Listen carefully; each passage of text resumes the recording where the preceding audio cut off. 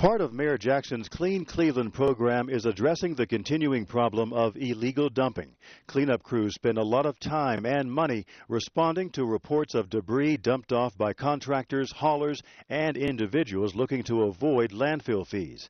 The city is calling on your help to send the message that Cleveland will not tolerate illegal dumping. The city needs your help by identifying anyone suspected of dumping debris in vacant lots, alleys, or abandoned homes. If you see it happening, report it by calling 664-DUMP. That's 664-DUMP.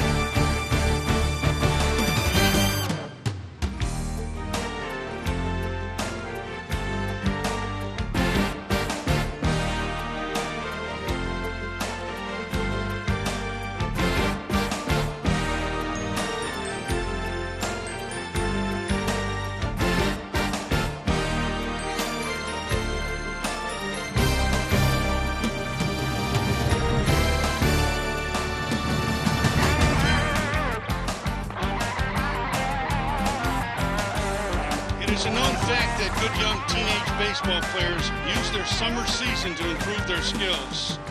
2016 of Cleveland's baseball season proved to be a very dry one, filled with high temperatures. 12 teams, 150 players, Tuesday and Thursday evenings, consumed into 45 regular season games with only 3 rainouts. Some of the players took advantage of free teenage baseball clinics in the afternoon over at the historic League Park. Full uniforms, equipment, and transportation was all part of the game. Welcome to Brookside Park for the 2016 Cleveland Big F Championship game between the Duggan Tigers and the Gunning Park Gators. Hi, I'm Tim Wells. My partner, Tom Castleberry, has joined me for this special day here at Brookside Park. And Tom, when you look at the Duggan Tigers, we had a chance to catch up with their head coach. What did he say the keys were for the game? Yeah, the coach was talking about how defense is going to have to be mistake-free tonight. He couldn't let any free base runners. He needs his pitcher to dominate, and his hitters are going to have to put the ball in play. They cannot have a lot of strikeouts on the offensive side. And then when you look at their key players, they have some pretty good ones at that, and especially the guy they're going to count on the mound today, Cameron McCauley. Yeah, Cameron McCauley's the ace of their staff. He's got a great arm. He fills up the strike zone. He also bats .315 while he's batting. Also, number 1, the shortstop, Devin Stevens. He batted .385 this year. He's a great hitter. He's got solid hands, and he works along the program the way that the team wants. Also, number 19, their catcher, Daryl Duncan Jr. He batted .325 this year. He's a big kid, and he's the captain of the team, and they look to him to lead. And when you flip it over to the Gunning Park Gators, they come in at 9-1. And again, Carlitos Torres, he knows what it is to be in the championship. And they're trying to defend the title. But you look right here, what were the keys for him as well? Yeah, Carlitos really wants them to get off to a fast start and have a good first inning. And they cannot commit errors. He does not want them giving up free base runners as well. And they also need to score with runners in scoring position. And then when you're looking at their key players, they start with Sean Coughlin. He's a pretty good player at that. Yeah, he batted .370 this summer, Tim. He's a 5-tool player. He's got a great baseball IQ. And when he pitches, he really fills up the strike zone. Also, they have their first baseman, Matthew Smith, who batted .333 this year. He's a great defensive first baseman. He'll pick everything. He'll save some of his guys. He also has a great baseball IQ. Also, number 15, the third baseman, Owen Keene. Now, he batted .667 this year. He's a strong hitter. He has a lot of power, and he'll spray the baseball all over the field. And finally, their pitcher, number 17, Anthony Kemmer, batted .500 too. He's a team leader, and he's got a cannon for an arm. Well, there you have it. That's some of the info on the teams. Right now, we're going to go over to Edwin Santiago for the player introductions. Good evening, ladies and gentlemen. Welcome to Talty Field at Brookside Park for the 2016 Big F City Championship game between the Duggan Tigers and the Gunning Park Gators. Introducing Duggan Tigers, left fielder from Central Catholic, 9th grader, number 3, Sir Smith. Ninth grader at Euclid High School. Third baseman, where's number 8? T. Dinero Fambi. The shortstop's an eighth grader at Heritage Middle School. Number 1, Davon Stevens. Ninth grader at Lutheran East. Catcher, number 19, Daryl Dunnigan Jr. Eighth grader at Noble Academy. The center fielder's number 6, Martavius Abbott. Ninth grader at Villangela St. Joe. First baseman, number 18, Isaiah Wright. Pitcher's a ninth grader at Glenville, number 9, Cameron McCauley. Sixth grader at Fella Academy. Second baseman, number 2, DeAndre Woods. The right fielder, number 5, sixth grader at Stevenson, Lawrence Smith.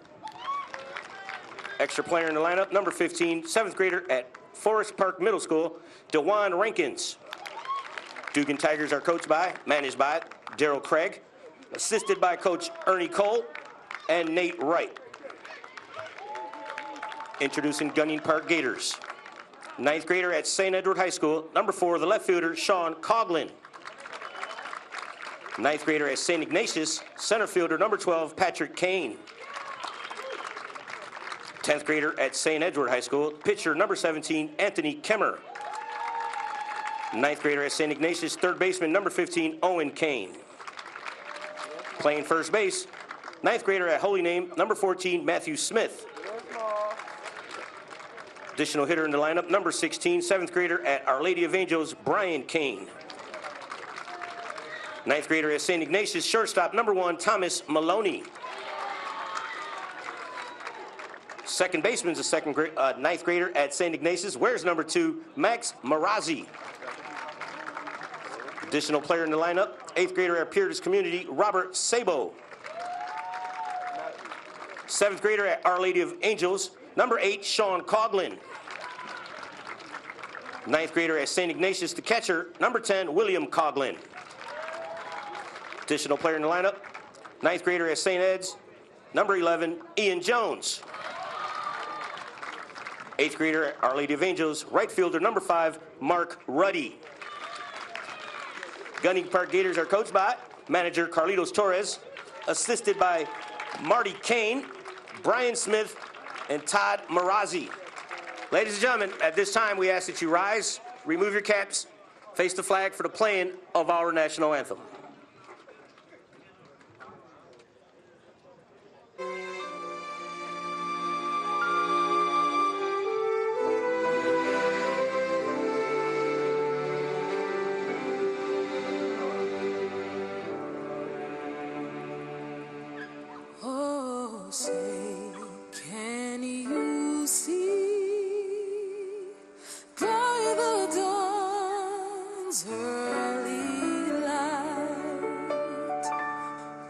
So proudly we hailed every twilight exclaiming, whose the stripes and bright stars through the perilous fight, o'er the ramparts we watch, for so the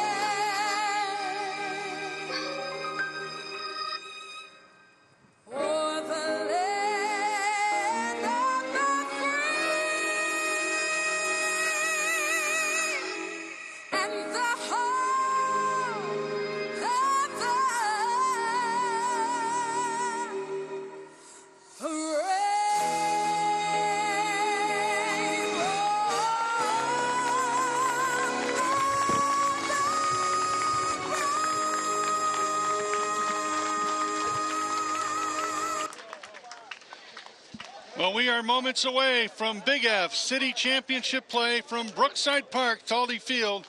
First, we're going to take a look at the umpires. They're going to call today's game. They're all certified through the Ohio High School Athletic Association. They've worked the leagues all year long. On your far left is Robert Dudley. He'll be the third base umpire. 25 years as an umpire, graduate of John Hay High School, and he's employed with the CPD. In the middle is Joe Neroni. He'll be at first base, 12 years as an umpire, a graduate of St. Edward, and he's employed by Hermes Sports and Event. And on the right, John Hackey, 17 years as an umpire, graduate of Holy Name, and he works with the post office. An outstanding group of officials, but Tom, they're going to deal with some modifications in the rules. Yeah, in Big F, we play a 6-inning game. And the batting order, the teams are going to match up by however many numbers of players they have. And the Duggan Tigers today are going to bat 10, where Gunning's going to bat 13. Bases are a little bit shorter. They're at 80 feet, but the pitcher's mound is still at your normal 60 feet, 6 inches. There is a mandatory play rule where everyone must bat and everyone must play in the field. We do have a run spread in today's game. It's 10 runs after 5 innings. And also, each team can only score 5 runs each of the first 4 innings before we will stop the inning. If an additional run scores during that play, though, it will count. We also have speed-up rules today to make the game go a little bit faster. If they want to intentionally walk someone, no pitches will have to be thrown. They can just put the runner on, and there's also a courtesy runner for the catcher. Well, we'll look at the Duggan Tigers lineup. It leads off with Sir Smith, the left fielder, at 220. Tianero Mfambi at 250. He'll play third. Their key players, Devon Stevens, will be right in the middle of the lineup, hitting 275, the shortstop. Daryl Dunnigan, their catcher, at 260. Martivius Aben, center, at 240. Isaiah Wright at first base. Cameron McCulley, he's the key guy today. He's got to come through for him on the mound, hitting 250. Then DeAndre at second base, Lawrence Smith and right, and DeJuan Rankins, the extra player. And again, when you look at the defense, that always plays a role in these type of games. Let's talk about the Gunning Park defense. Yeah, Gunning's defense in the outfield. From left to right, we have Sean Coughlin in left, Patrick Kane in center, and Mark Ruddy over in right field. Around the infield at first base today is Matthew Smith. Over at second base is Max Marazzi. At shortstop, Thomas Maloney. And at third base, one of the key players, Owen Kane. Catching today is William Coughlin. And on the hill, one of the key players for Gunning, Anthony Kemmer. Well, he had a chance to catch up with Carlitos Torres before the game to get his views on his starting pitcher today. Our starting pitcher today is Anthony Kemmer, number 17. He features a fastball and a changeup. In order for him to be successful today, he'll need to get ahead, strike one, and avoid the base on balls. And again, we were looking at the assistant coach, Brian Smith. I said, man, Carlitos got a quick haircut there, Coach. It's not the Carlitos I remember. All right, here we go. Leading off, the left fielder, Sir Smith, hitting 220 on the year. He attends Cleveland Central Catholic. He leaves Rajay Davis and the Tribe. Game time temperature, they tell us it is about 88 degrees.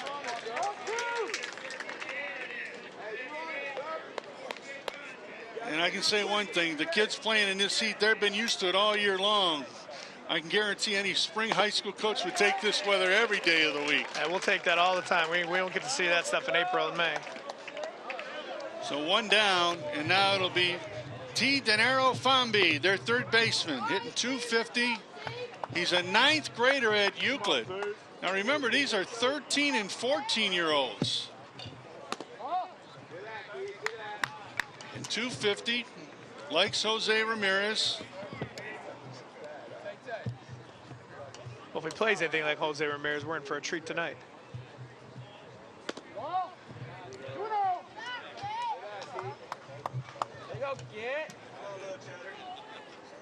Tom, are these youngsters, when they come into the high school scene and you're the coach, are they the ones that give you the most gray hair and you go, oh my God?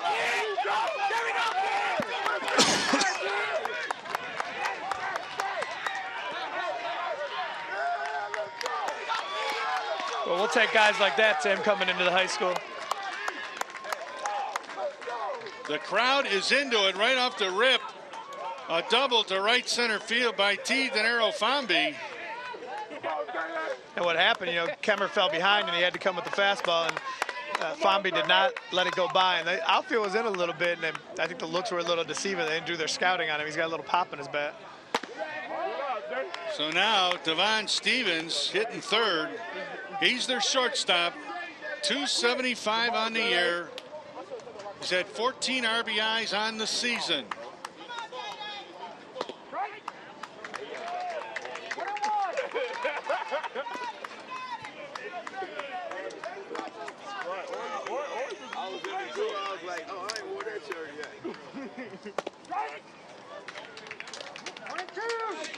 Right, Kemmer's really bringing some heat, and some of these guys are having some trouble adjusting, I think, early.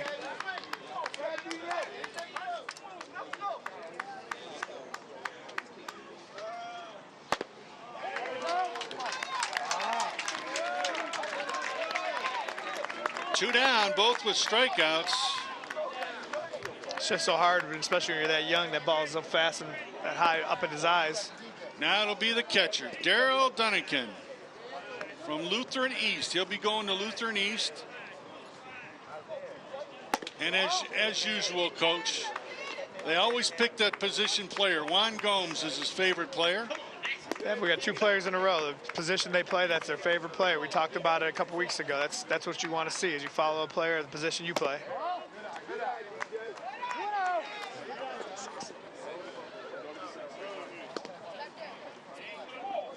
We've got some special stories that are going to take place today. And right after the third inning, we're going to show you the ceremonies and things that took place before the ball game. We also have family members here that we'll be talking to, as well as special friends of the great scout, Mike Humiston.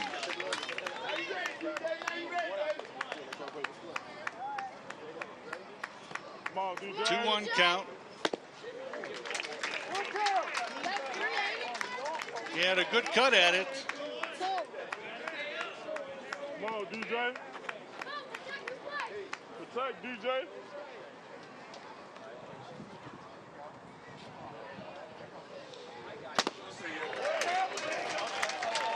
But Kemmer's not trying to fool anybody. Just throwing the ball right down the middle, see if they can hit it. So they get the hits, but they go down swinging. Yeah, let's feel, bro. So we'll take a look right now at the Gunning Park Gators starting lineup. And leading off for the Gators is the left fielder, Sean Coughlin, hitting .370. Patrick Kane will play center, hitting .294. Anthony Kemmer, the pitcher, hitting .500. Owen Kane will bat fourth in cleanup, playing third base, hitting .667. Matthew Smith over at first base, .333. Brian Kane, he'll be an EP at .210. Thomas Maloney, the shortstop, .294. Max Marzari at second base, .292. Robert Zabel hitting .300. Sean Coughlin, and they are not related, folks. I've been told that from day one. He's hitting .2. William Coughlin hitting .250. Ian Jones at .222. And Mark Ruddy at .223. Now, the Duggan Tigers, the biggest challenge today is, can they play the defense? And that defense is set up like this around the outfield and left field is Sir Smith. Out in center is Martavis Abbott. And over in right field is Lawrence Smith. As we come around the infield, you're going to see Isaiah Wright over at first base, DeAndre Woods at short, DeAndre Woods at second, Devon Stevens at short, and T. Denaro Famby over at third. Behind the plate today is Darrell Dunnigan, and on the hill is Cameron McCulley. Well, we had a chance to talk to Darryl Craig, the head coach of the Duggan Park Tigers, to get his views about his pitcher today. Today, my starting pitcher is Cameron McCulley, number 9. Today, if he stays within himself and stay in the strike zone, he should do fine. You know, it seems like all coaches, when they talk about my pitcher, the first thing they say is throw strikes. You know, just throw strikes and let's play it from there. It seems pretty simple, but that's pretty much what you tell the pitcher before they go out there. Just please throw strikes. I mean, it's as simple as it gets, but as difficult as it gets too. Well, we're going to have some special guests. And in the third inning, we're going to be talking to a pitcher that knows a lot about pitching, played for the Baltimore Orioles, Dave Ford. And we'll be talking a lot about Mike Humiston as we go through the day. And usually we're bringing Mike Humiston to talk to us in the third inning, so it'll be a little bittersweet having people come in and talk about him, but it's a great day to dedicate everything to him and name the award after him and everything that's gone on today for Mike.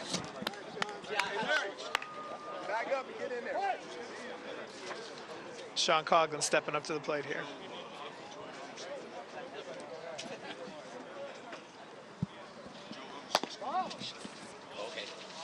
And just warming up, I noticed McCulley had a little bit of trouble with the strike zone, so hopefully he can get himself back in there. Looks like he might have had a little nerves going on, or he was overthrowing a little bit maybe, and everything was pretty much outside just like he was doing in warm-ups.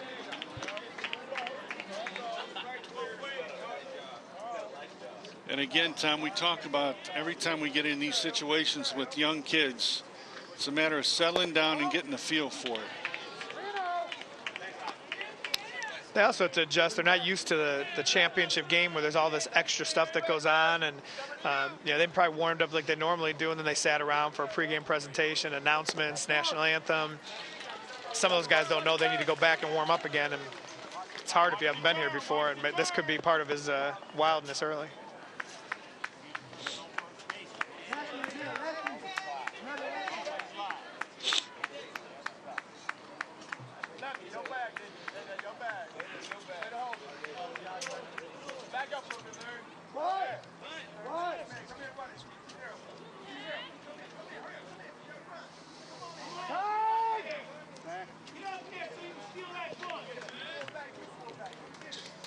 See, after 4 straight balls, I don't really think he's bunting, and I'm not a big fan of people putting the bat out over play, because all you're doing is giving that pitcher a target of something to throw at so he can see a little bit better. Helped him out a little bit too.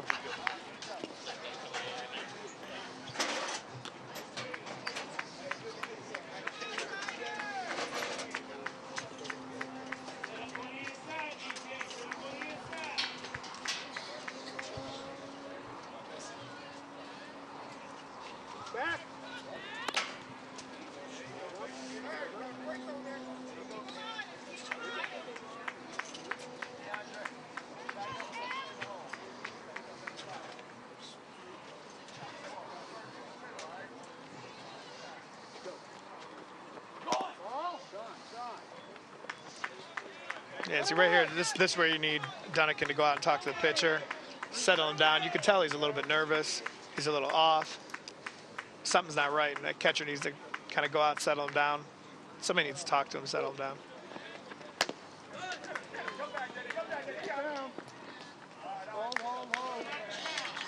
Boy, you saw his throw.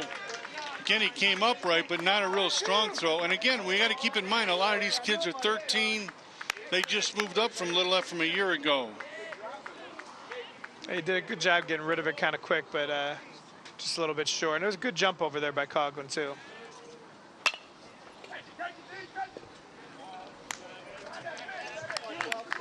See, and again, McCulley started off a little wild.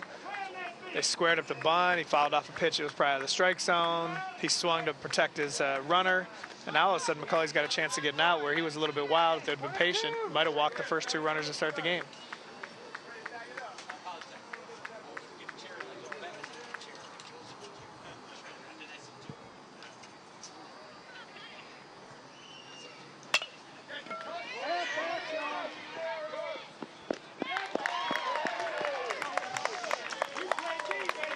It's a big out for McCulley right there.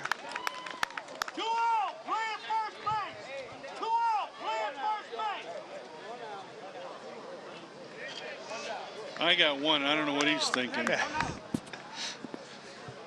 Now batting is the pitcher, Anthony Kemmer. Again, Kemmer was one of the RBI kids on the junior RBI team this year. Likes Corey Kluber. He'll go to St. Ed's. He'll be a 10th grader.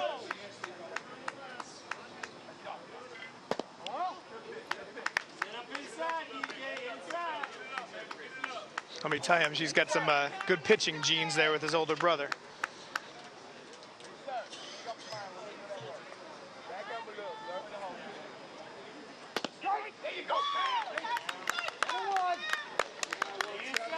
The Duggan Tigers Had 2 playoff wins to get here. They beat Halloran 10-9 and Estabrook 13-3.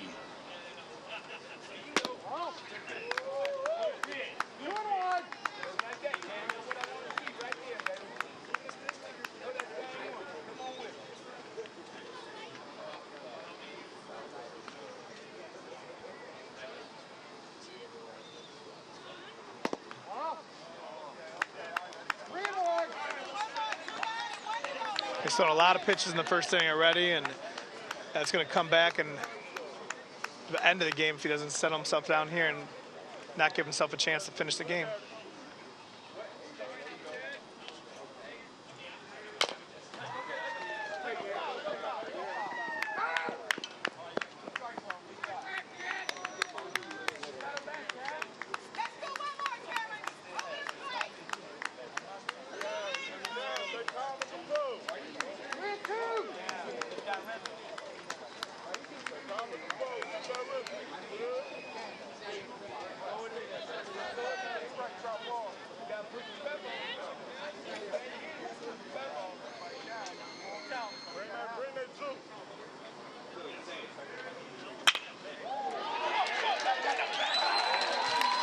Burn him, Tim.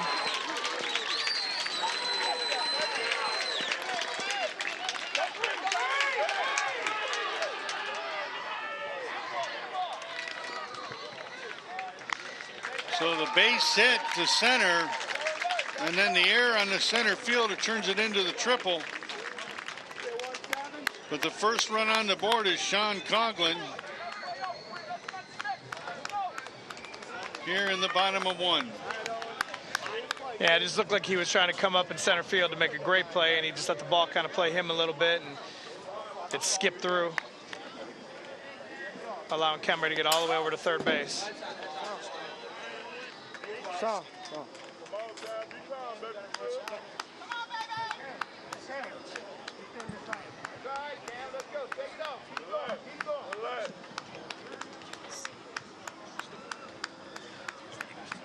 The good news is that McCulley settled down. He's starting to throw strikes.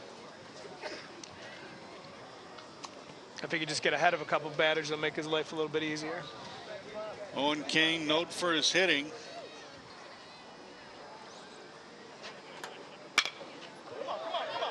Popped it up.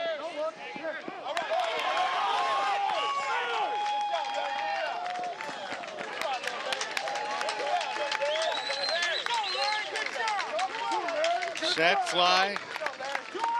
Nice job by the right fielder, Lawrence Smith. Yeah, he did a nice job of just putting the ball in play, battling. It looks like between the sun and the shade, they made the catch. Now, he lost track of how many outs there were for a second, but I don't think he was throwing out Kemmer at the plate anyway, so it really doesn't matter. McCulley has a chance here to limit the damage now to just 2 runs here.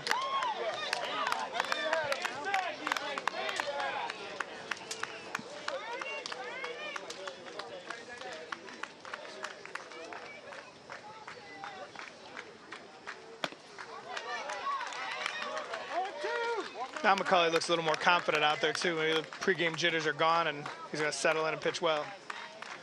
We saw this in the Mickey Mantle game a couple of weeks ago too. First inning was rough for the pitchers and they started to settle down.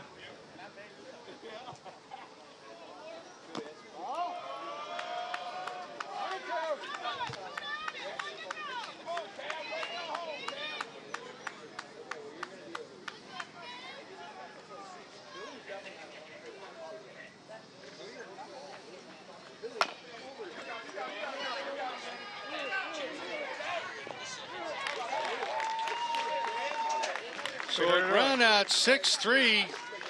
So in the bottom of the inning, they come up with 2 runs on 1 hit and an error. And they lead 2-0. And our special guest here in the top of the second inning, Joe Humiston, the son of Mike Humiston. And Joe, first of all, welcome to TV 20. Thank you, Mr. Wells. Thanks for having me. You know, this is kind of like a bittersweet day for you. You know, you think about your dad, and I can tell you, when he came here, he'd sit here for 2 hours if he could. He was tremendous. You know, I mean, just being down here, I mean, obviously, you know, I played St. Boniface right up the field right there. And it just brings back so many memories. My dad would just come down here and just sit around and talk baseball with all the older people at that time and all the kids. He just loved the game. And, you know, he always, I have to share one story with you because there was a young kid. He was in the Little F program, 11 years old. His name is John Buffer Jr. And he got upset because the team was making errors and weren't covering. He made a big scene on the field. And your dad talked to him the next day. Ever since then, that kid's been, you know, a lot better. And he used to tell me, you got to know how to handle him. Did he ever go through that with you guys at home? Oh, absolutely. I mean, I was lucky enough I got an opportunity to play in college. And one of the best stories I have, and it was a valuable lesson to me, was we were playing down in Mississippi State. I played at Cumberland University. We played a very high level baseball. And same thing, frustrated. Mississippi State's beating us bad. I hit a long drive, thinking it's going to be a home run. Guy makes a great catch on the warning track. I fire my helmet down, basically from. Oh, nice play. So anyway, long story short, my dad was down there watching, saw what I did, and he just says, you know, you're never above the game. You always got to, you know, you got to act with class. You know, you're going to make outs. You always got to remember that, you know, you're never above the game, and you always got to respect the game. That's one thing I always learned from my dad. You know, Joe, when I think about sometimes your father, he had so much respect for the game because he used to tell me, he said, when Joey played field, I never came anywhere near the field. I stayed away. Was that good for everybody or what? You know, well, for my dad, yeah. With my dad, absolutely. I mean, what I learned was, and I see a lot today, is there's a lot of pressure put on these kids from their parents. And sometimes it's better. This is like their escape. They can come out there, relax, do their thing, and I have to worry about, you know, anyone looking over their shoulders, making sure they're doing things right or wrong. Sometimes it's good to let them relax and play the game and have fun. Yeah. What do you think you would tell a young kid that's maybe just thinking, well, should I start playing baseball or not? What do you think he would tell him today? He would tell him to do whatever he needs to do to, you know, to basically use it as an avenue to keep yourself busy, stay out of trouble, basically. And he would say, play whatever sport you want to play and just play it and have fun and enjoy it. When you look back at your dad, does any memory stick out that it was like, you say that was one of his proudest moments that he had in the game? What would it have been? You know, I think coming up watching his kids play ball, but I will tell you, and I'm not saying it just because we're down here with the RBI program and everything, but when he got involved with the Cleveland Baseball Federation, because, you know, I was done playing ball at that time, it was a perfect opportunity for him to be around the game, to work with the kids, to work with, you know, gentlemen like yourself. And I mean, to him, it was just being around the game, talking the game, you know, just talking to the kids, talking to the parents, just stuff like that. I think his latter part of his years were probably his funnest years. You're looking at Anthony Cameron McCauley. Cameron McCauley, a real good hitter, tough competitor. And I'll tell you what, he's going to battle you. He's that type of kid that he's not going to give in. He's going to get out there, give everything he's got for every inning that he's here. He's not going to leave anything behind. I'm really impressed with the way he attacks the game.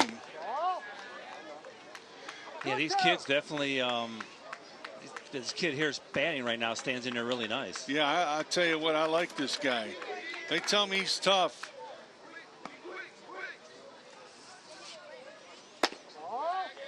Now, what age are these kids? 13, 14.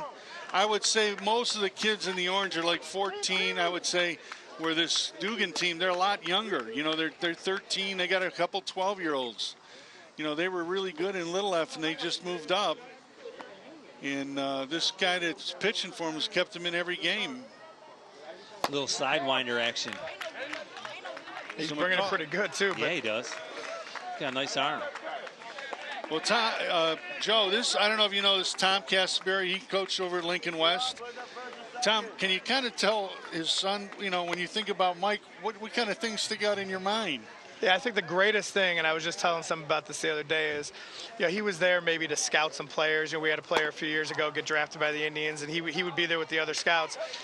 But he would bring everybody over and introduce them to our play. It didn't matter if it was the top guy on my team that was being scouted, if it was the last guy on the bench who was really never going to play in a game. And he treated him exactly the same. He didn't treat the superstar like he was a superstar. He didn't treat the bottom kid like he was the bottom kid. All those kids felt special. After the game, they'd be like, "Oh, that scout was talking to me." They didn't think they were being scouted, but they just, you know, he just a little something little he saw in the game. He's like, "Oh, you know, I noticed when you came out on the field, you know, maybe you could have done this," or he just something little, and that goes a long way with these kids. That they just know. All they hear is Major League Baseball. They don't know who he is. They don't know he lives right in the neighborhood. They just hear Major League Baseball. And he'd tell the other guys about it. These other guys in scouts, they just see one player, and a lot of those guys didn't care. But he made, "Oh, this Lincoln West team, you got to see this kid. You got to see this kid." They weren't going to get drafted, but it just made it. He made everybody, including us, the adults. Every time he'd bring me around, he'd be like, "Hey, this is Tom Casper. You got to meet him. Does a great job." Whether or not it was true didn't matter. He made you feel like you were special, and that's something that will always stick with me and when I try to treat players when I'm coaching them or if I'm around a game like this. Yeah, that's, I mean, I appreciate that. I know when I was younger coming through, I played for a gentleman named Chuck Rosansky. And Chuck was a guy who put things in perspective real quick. Yeah. He would, he didn't care whether you're All-State or he used another terminology for it. I can't say it now, but, and I mean, that's something I think Your my dad might have taught him. Yeah, that's true. But I mean, he puts things in perspective real quick. And I to sort of piggyback off of what you said. I mean, that's something my dad always did. You know, he comes from humble background. You know, regardless of what he was doing, he always made everyone feel special in some sort of way. And that's something that I always remember about him. You know, to me, it seems like, and I don't know all of it, Joe, but it feels like he was always on the run during baseball season. And your mom had to be really special and understanding. Yeah, you're right. I mean, it was good because he was going and, you know, doing his thing, keeping him active. As, you know, as he got older, you know, we were always making sure that, you know, he was staying active. And it's just always, whenever springtime came around, he just had that extra drive, that extra bounce in his step. But you're right. I mean, my mother was, you know, she'd been around him for a long time. I mean, he played softball for 5 different teams, so he was pretty much never home anyway during the summer months. But, yeah, my mother's definitely a saint. There's no doubt about that. Joe, you got to explain this to me. You know, one time we were at a restaurant, and I called your mom Marie, and he gave me, holy heck, it's not Marie, it's Maria. What was that all about? You're probably lucky my mom didn't hear you. She's the one that made him perfectly clear that, no, don't call me Marie. My name's Maria. So my dad made sure that they always pronounce it correctly. And I know that he respected her so much, Joe. I'm telling you, we used to have a breakfast club on Saturday mornings. And you know how guys are when you're in baseball, you're talking all kind of stuff. When your mom came, you thought it was the saint, Mike Humiston. You know, he didn't say a word. He was right like the best behaved kid in town. Yeah. I mean, towards the end there when he started getting older, I think he sort of respected a little bit of, you know, what she'd been through and, you know, stuff that she tolerated when he was in the prime of his softball playing career. So I think he respected a little bit more at the end. He even carried over into, you know, when he met my parents, he was around my parents, they'd come to watch us play. And I just want you to look over your right shoulder, Joe. You're being watched carefully and hearing every word.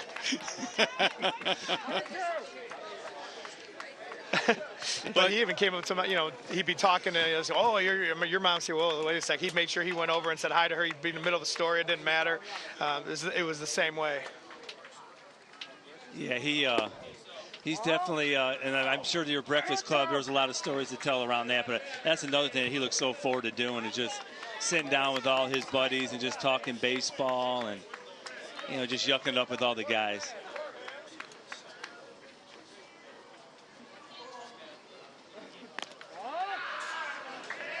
Again, you're watching the Big F Championship. We're only in the second inning, 2-0. We'll play 6. The Gunning Park Gators, their playoff wins were 14-0 over Stella Walsh, 9-3 over E.J. Kovacic.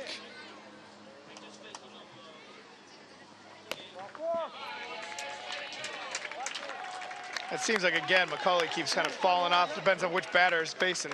The right-handed batter, he's falling off to his left-hand side. The left-handed batter, he's falling off to his right side a little bit. It's causing him some trouble. You know, I really can't speak for Dave Ford, but I'm going to ask him. But, Tom, I know from my standpoint, sometimes I sit there and I watch and I go, why don't they teach this kid this? You know, and I know you feel that as a coach. Wait a minute, we could fix this. And believe me, these kids in Cleveland, they're looking for it.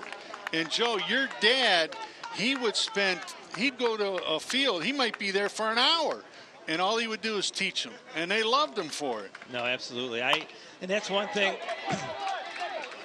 about my dad that, I mean, like you were saying, not every kid's a major league prospect. But when my dad, especially when he was working with the RBI program and the Greater Cleveland Baseball Association, all the Big F and all that, Mickey Mantle, if he can just get a kid who has some skill set and that can play ball, just to give him an opportunity to possibly play at the next level, play college baseball. I mean, just to give him an opportunity to, to play at the next level and, get an education. He just wanted to sort of touch base with all these kids because they all come from different backgrounds.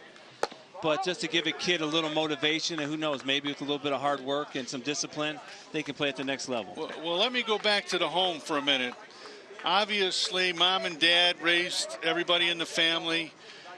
When he would come home, if there was things weren't right, would he step in or was he poor? How did that go? I mean, did he kind of just say, you better respect everything I don't want to get involved in this, you better straighten up? Yeah, my dad, he was old school. He was a traditionalist. He'd pretty much let you do what you had to do, but whenever it was time for him to step in, if something wasn't going right at school or if we weren't respecting my mom or my brother or my sister, he would step in and you would know it.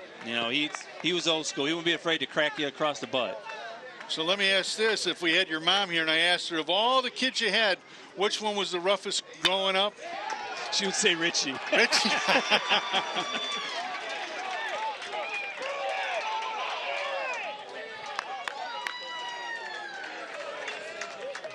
I learned from my brother's mistakes. I was the youngest, so I saw what some of the things that Angie and Richie were doing that got him in trouble. So I said, you know what, I think I'll go out in the backyard and shoot layups.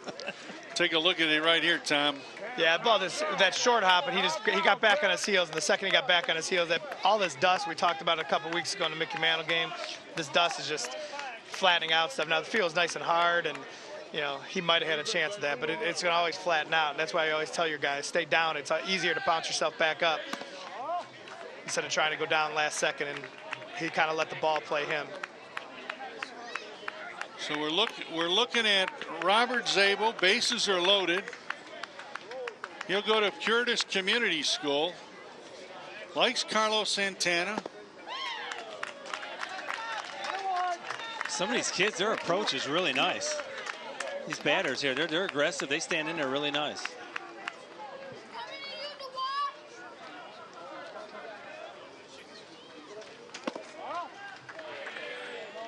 And for the folks that don't know where either one of these teams are, the Duggan Park Tigers, for the ones that don't know where Duggan Park is, it's over by Euclid and Green. They just had a renovated playground and ball field. Just opened it up this year for them. So they were over at Humphrey Park for the last couple years.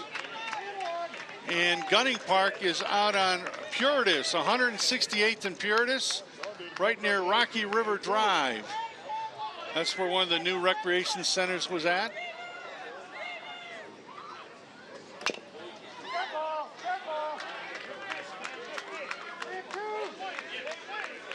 And folks, right after this inning, we're going to give you a special treat here on TV 20, because we're going to go to a ceremony that took place here before the ball game.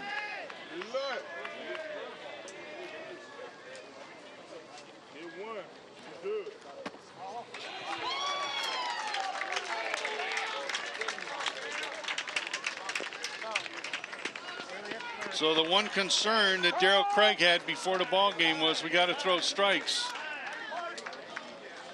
And this is what I was talking about in the first thing. I'm glad finally Dunnigan's going out to talk to him and settle him down a little bit, because you could just see his body language on the mound, and Yeah, that's another thing Mike always talked about. I heard him tell players over and over again. He's like, doesn't matter how good or bad the game's going, you should always look the same, act the same, don't get overhyped, don't get too down on yourself. And it's something that I always tell my guys because I heard him saying it all the time. Yeah, especially a game of baseball because, you know, the old everyone you fail more than you succeed. That's something he's always taught us, you know, coming up is like, you're gonna make outs, you're gonna make errors, you're not gonna be able to throw strikes all the time. Just, you know, go out there and act like you've been there before. That's always one of the big things I always said. Just act like you've been there before. Act like a big leaguer. That was always one of his big sayings to us.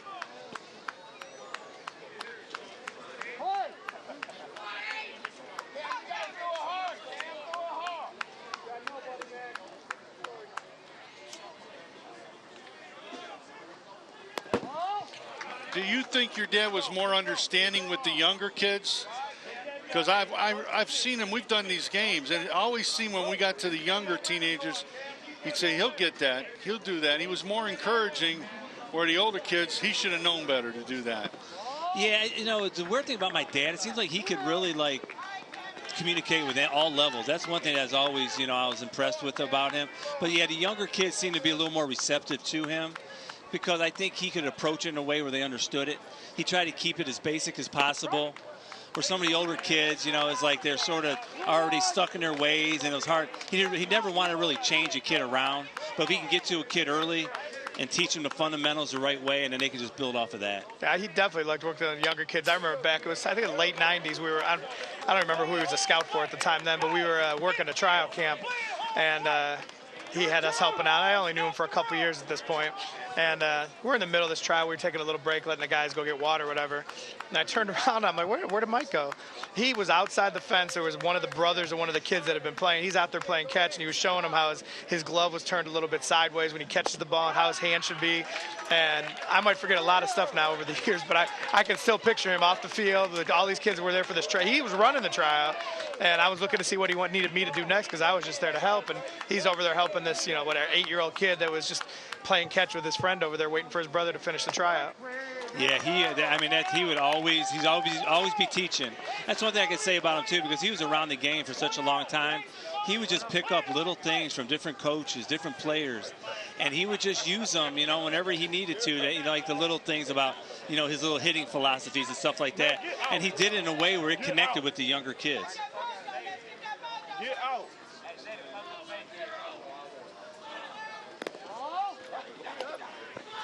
Again, you're looking at Cameron McCauley on the mound. He'll attend Glenville High School. But we've been talking about the great scouts for the Colorado Rockies and a great Clevelander, always giving back to the Sandlots. Here comes the throw.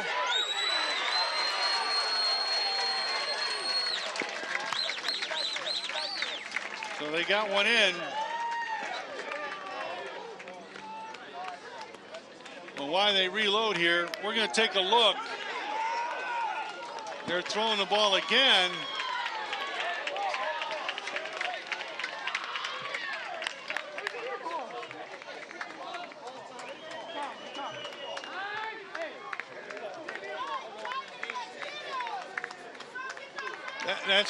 That's that poise that we were talking about. You know, I'd be frustrated too. It's those young kids. They're not, you know, all year they've been winning. They'll have one loss all year. Things aren't going their way. They haven't had a chance to deal with this adversity too much. You know, like you said, last year they were one of the top teams at the lower level. Now they're moving up. This is the time where you can see, you know, the kids, you sort of step up, your leaders. You know, you always want your catcher to be one of those type leaders to step up and say, hey, you know, sort of slow down the pitch a little bit, take a deep breath. Don't throw the ball all over the infield. Oh, they had the runner hung out there at second base. Nobody saw it, though. No, they're going to throw it. Oh, boy. They had him stuck. Well, while we have a quick break in the action, we want to take a look. This is the plaque that has been erected at Brookside Park, the Mike Humiston plaque. And if you ever come down by the concession building, you will see it. And right now we want to take a look at the plaque that was installed here today. Again, Mike Humiston in memory of and again, an advocate of the Cleveland baseball community, was one of the founders of the Greater Cleveland Sandlot baseball program. And he definitely will be missed. And Joe, you know, our heart goes out to the family. And I tell you, when it first happened, and Tom will remember this, Lincoln West was playing Rhodes.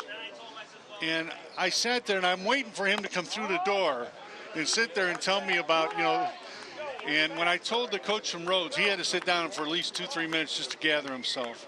I mean, he really built a lot of great relationships. Yeah, I mean, I look at that there. I mean, I just, you know, you get choked up. I mean, just knowing what my dad, you know, how much he loved the game, how much he just loved being around, you know, the game of baseball, and just his roots. I mean, he's from Cleveland. He loved being part of the Greater Cleveland Baseball, the RBI program. I mean, those stuff. He was so motivated by just knowing that when you guys had your tryouts and stuff like that, sitting around with Tom and Mr. Wells, just, I mean, that was so important to him. And I mean, I couldn't, as our family, we could be more appreciative for what you did, because I mean, he would be so honored. Well, I'm telling you, I'm convinced he's had a talk with the Lord, because the weather we've been getting has been tremendous. Great baseball weather. There's definitely no doubt about that.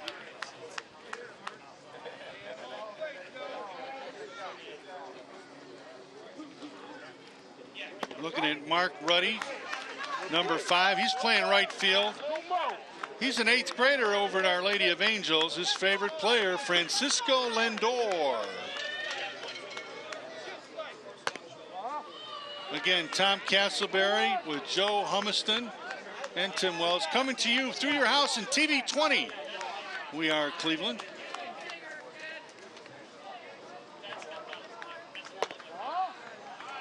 We want you to be a part of today's telecast, as we'll be selecting an outstanding player in today's game. And that will be presented afterwards. See if you can match the wits of our stat crew. This really shouldn't be too hard to do.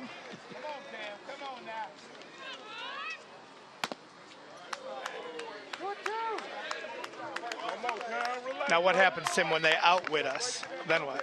That could be true. You may have put the kiss of death on us now, you know. I just enter every situation thinking I'm going to be outwitted. That way I'm pleasantly surprised when I'm not.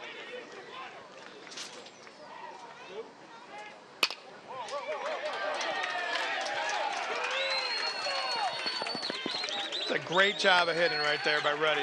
Just threw the bat out with 2 strikes and found a hole. Got himself an RBI.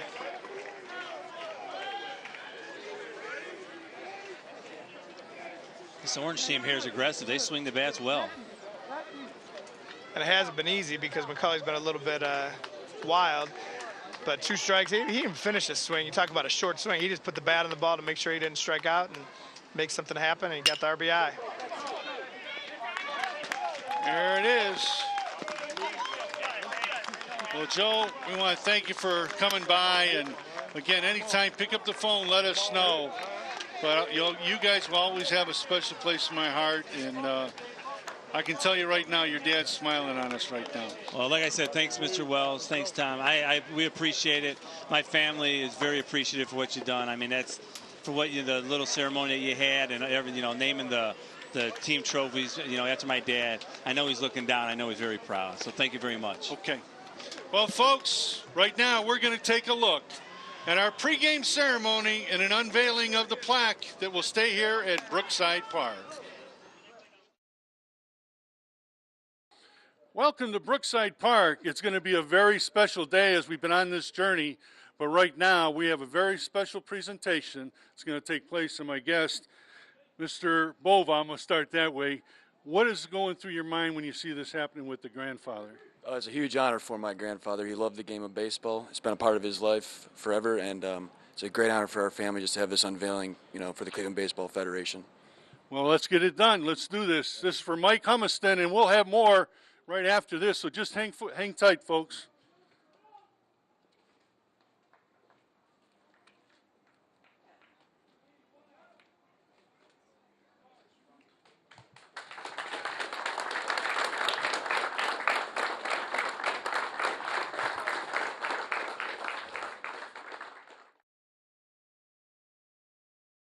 Today is a very, very special day As we go back and look at history and some of the things that have been so special, Tom Castleberry, we've been down this field many, many years, but something just isn't right now.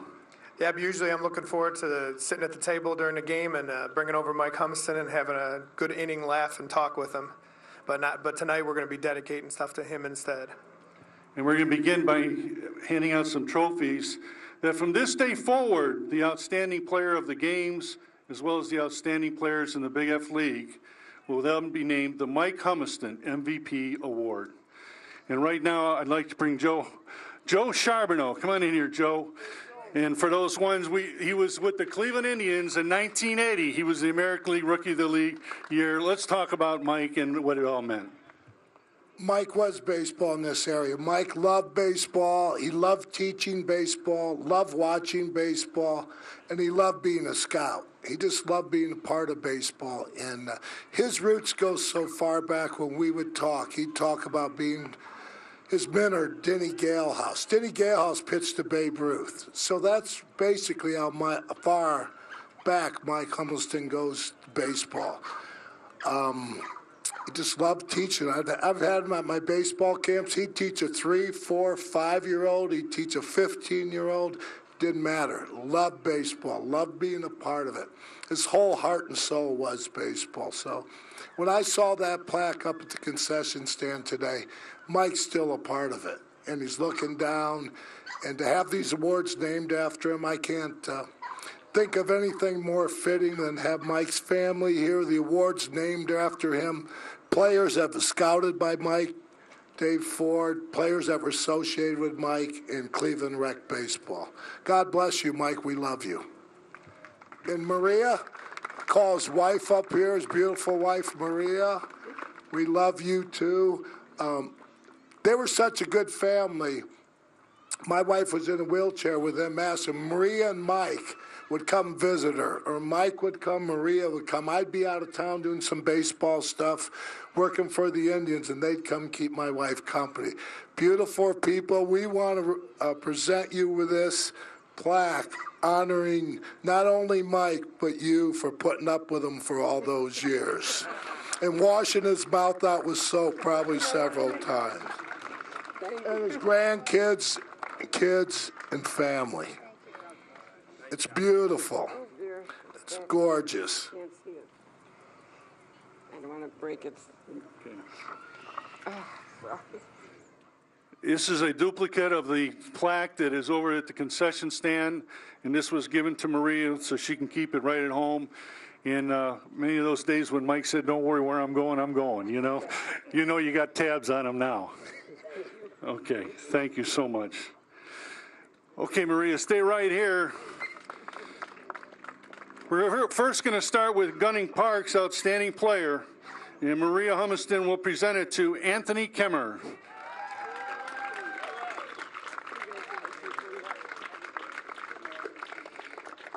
We're going to bring in Richie Humiston, his son. He's going to give it to the outstanding player for the Duggan Tigers, Isaiah Wright.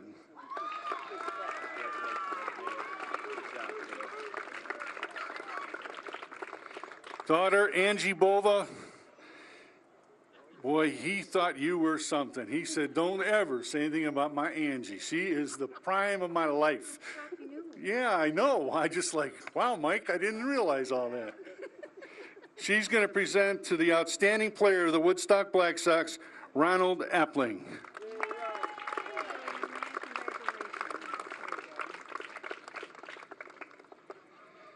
Next, we're going to bring up his son, Joe Humiston. He'll be presenting to the outstanding player of Estabrook, Kelvin Foster.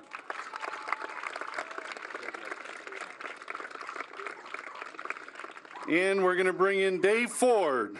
Again, Dave Ford, for the ones who don't know, former Major League player from Cleveland, went to Lincoln West, was a Major League player for the Baltimore Orioles. He currently works at Rocky River Recreation. He'll be sending his award to Joseph Howell from the Glenville Kovacic team.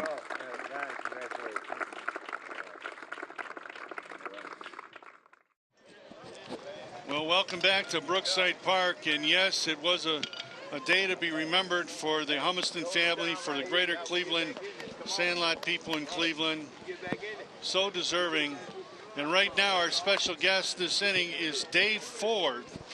And Dave knew Mike extremely well through the many years. And he also, as everybody that says his name says Baltimore Orioles. Every time I see him, it reminds me. I was telling the people in the office today, Coach, I batted against him one time. I didn't struck out, of course. Coach said, "What happened?" I said, "I just didn't see the ball." It got bashed. I didn't know where it went. But welcome, Dave, to TV20. Thank you. Nice to be back here, guys. Thanks for having me. Tell us some of your thoughts on Mike Humiston. Well, Mike was always a guy that when I was growing up and playing Sandlot and going through high school, that I would see every now and then. I didn't really get to know him very well. And then, as I progressed, I saw him, off and on as a professional, coming into town here. And he's out. Yeah. So Mike is a guy I got to know a little bit later in life. He was involved in programs in Rocky River. He'd coached some men's basketball leagues, and he always come over and visit, and we talk baseball. But I had to tone him down every now and then. He'd come into the Civic Center in Rocky River, and he'd be dropping F-bombs and, language that was a little inappropriate for the lobby of a Civic Center in Rocky River. And, I was good with it, but obviously not in that scenario. This is all news to me.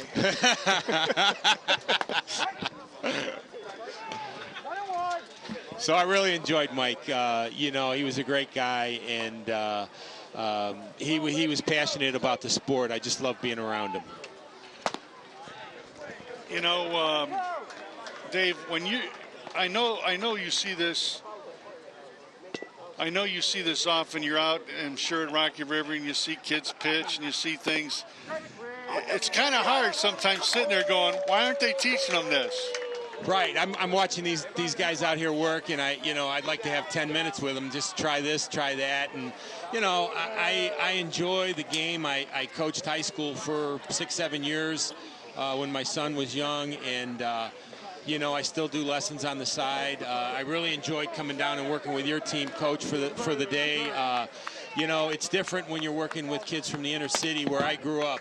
It's to me, they just are a little hungrier, and nothing against the kids in where I'm at now and have been for a long time, but and I see the difference. So it's great to see people play a sport, whatever it is, with some heart and passion.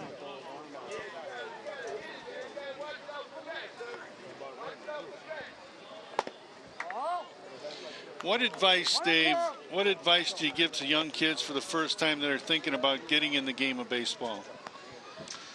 Well, they need to practice a little bit. I mean, the amount of time that most kids put into anything is very limited because they have so many distractions now, especially where I'm at. The kids have, which is great, they have so many options, though. Lacrosse has really come on strong in Rocky River area where the kids are more gravitating more to that than they are to baseball.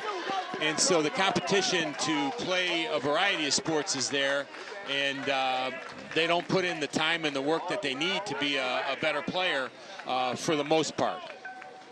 So I would say spend some time. I mean, we would go to parks and fields and things like that. Now, obviously, a different game because of safety factors. You're worried about sending your child somewhere if he's young, 9 or 10, unsupervised to a park or facility. So it's a different era from my time when, we would come down here or whatever on a bike and we'd be gone for 4, 5, 6 hours, and, there was no cell phone, so you were coming back when you were hungry.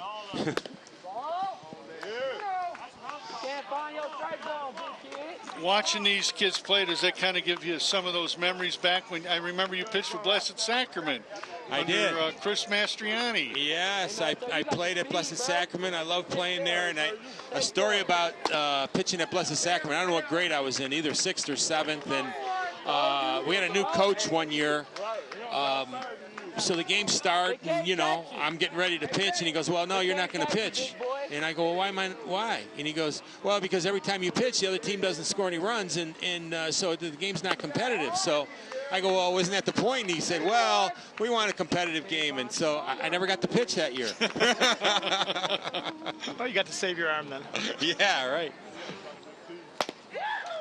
Coach Cass, would Lincoln West ever take that option, or you don't have 10? No, we don't have enough guys for me to say that. I need as many as we can get. Right. How'd it go this year, Coach? It went. Did it? Okay. All right. So we're not going to talk about that. Okay, let's focus on the good, solid baseball going on the field. Okay. All right. It was a rebuilding year. It was. All right. It's rough. Now, some kids made a lot. The nice thing about it, though, is that even in those years, a lot of these kids, like you said, they just want to learn how to play baseball, and they came out. So from where they were at the beginning to the end of the year was great. It just wasn't enough to be as competitive as usual. But they did a great job. I'd say every single one of them jumped up 10, 11 levels just from their play where they should have never been on a field to they started in a varsity baseball game. Awesome. So. Okay. I was looking forward to coming over to League Park that day. I think I rained out once or twice. And, yeah, probably. But I would have loved to have seen that facility. I still haven't seen it yet.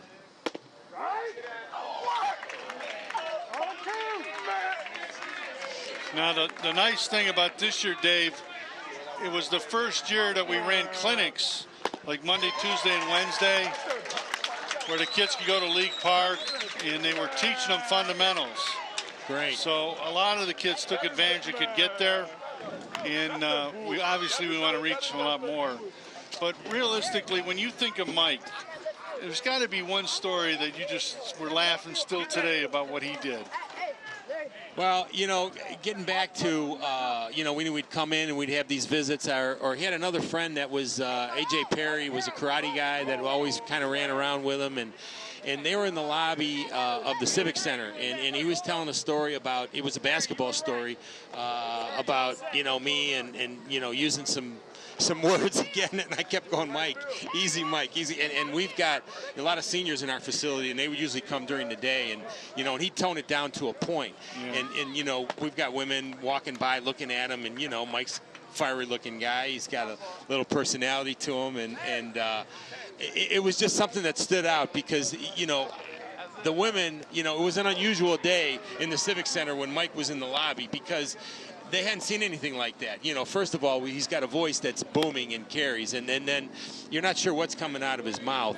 So I just remember that, and he was talking about basketball and just my competitive nature or so in the games, and he was getting excited, and then he was getting me excited, and I'm like, wow, this is great. I haven't been excited like this in a while, So I guess that would be one of them, and just being around him and talking baseball. He loved the sport, and I love talking baseball. And people who are passionate about it and obviously know the game. So he didn't have to try to impress you. He just knew the game. A lot of times I would get people who try to impress me because I'm a baseball player and they want to let me know their knowledge. Well, he just was natural. He knew it. He knew the game, and it was a joy. So. Yeah, Mike was a great guy. He coached a basketball league or a team in our rec league one year. And I tell you, if you got any video of that, I'd like to take it. He had the late Marty Hunt playing at the time. Oh, my Lord. And so he had some guys there that were, and Mike would, it was just fun to be down there. I'd go down there once in a while to watch this stuff. You could have sold tickets for that. Who was the league director of that? Who ran that league? That was me. And, that explains it. I said, Mike, easy. You're giving everybody a hard time. He's like, what the, and so it was fun. Well, he's been a guest on TV 20 for the last 3 or 4 years, and I always worry about it. He says, don't worry, I got it. I can clean it up. I can clean it. And he could. He would. Oh, yeah. Yeah, I was happy. At least I got to see him, and, he knew who I was when he was in hospice, and so I've got good memories of Mike.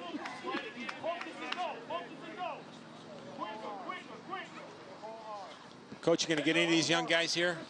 It'd be nice to see some of them coming over our way. Yeah, but it sounded like a lot of St. Ed, St. Ignatius guys. Well, I'll say one thing. I know this Cameron Cully name. I'll keep an eye on it because it seems like sometimes they always end up over at Lincoln West when they know they got a pitching coach and kind of teach them a little bit about pitching. It's like, just give me 5. And you know what? Mike would do that. He'd say, who's that kid play for? I got to talk to him. I can help him. Yeah. He would reach out to him.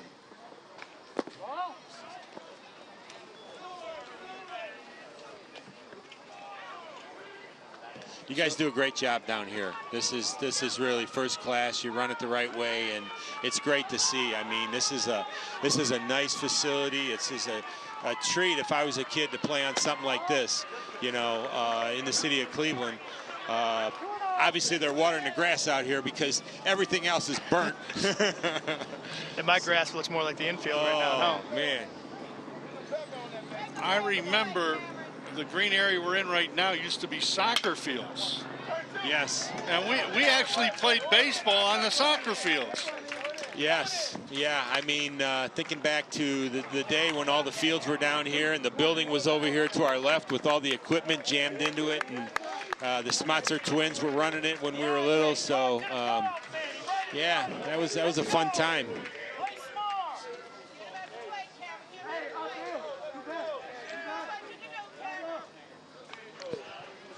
Did a nice job here finding the hole, but then again, they're throwing the ball around, just trying to rush themselves a little bit too fast and cost them an extra base.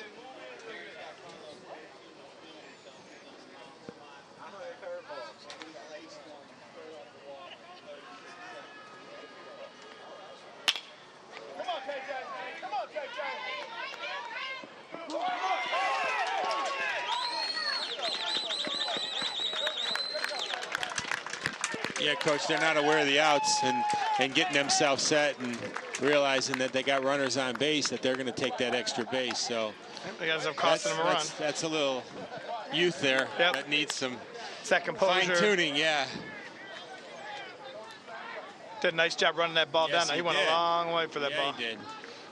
A little bit of a brother combination where Owen did the sacrifice fly, drives in his brother Patrick for another run.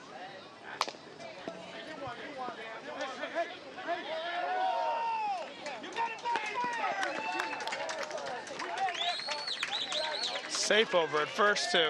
First baseman came off the base.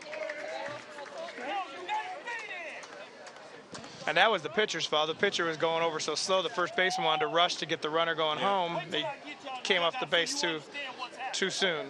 Coach is not too happy.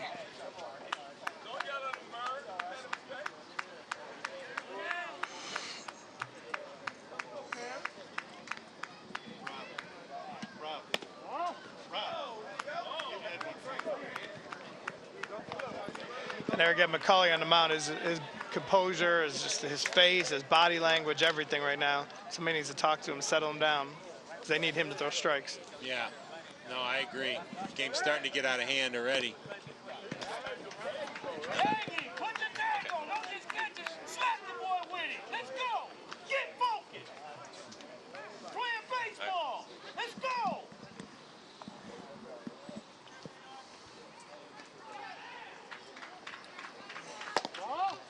The other problem is now you see the pitcher doing that, then some of the guys behind him are kind of sitting back on their heels, and they're following their lead, and the ball's going to be hit right to them, and they're not going to be ready. Yeah, every now and then a nice little pep talk is needed, just to point things out in a calm voice, because you got young boys that are excited out there, and things are starting to slip away, and sometimes they need to get a little pick-me-up.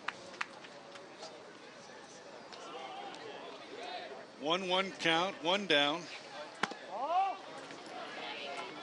One on.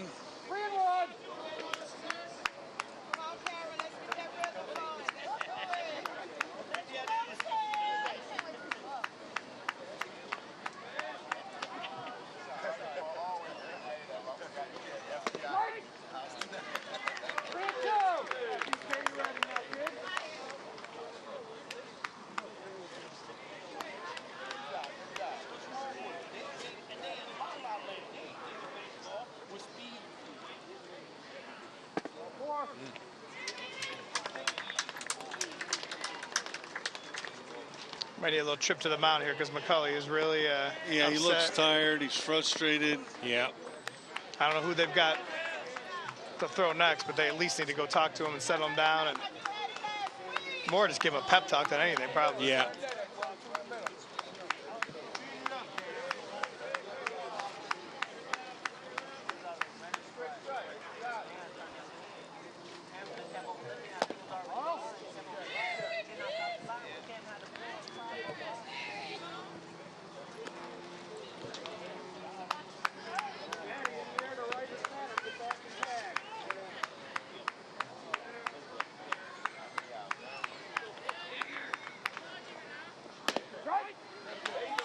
Compared to pitching, after the first couple innings, the Duggan pitcher had 58 pitches, the Gunning's 31.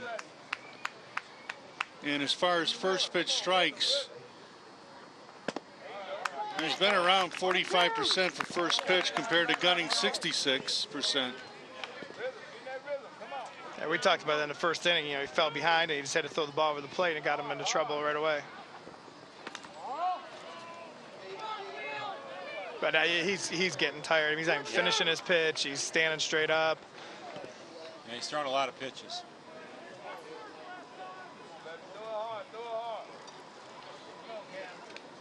Coach, have you ever felt this way when you were coaching where you go, I got to get somebody in there?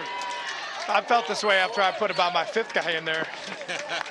And said, I don't have anybody else to go. Everybody's on both sides of it at some point. You stick around long enough. Yes, yeah, you see it all. I've been out there dying a few times, and you're looking, and there's nobody warming up. It happened to us earlier this year, and I just looked at my guy, and I said, well, you're finished. He's like, but Coach, I don't really pitch. I said, you do today.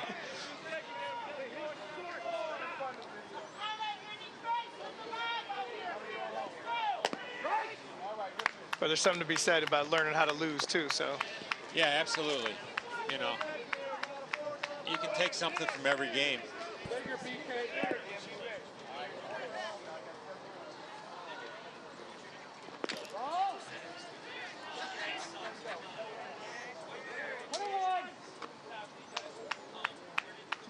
See behind the backstop there, Coach Douglas. I think he's scouting already, writing down who he's going to see for the senior RBI in a few years.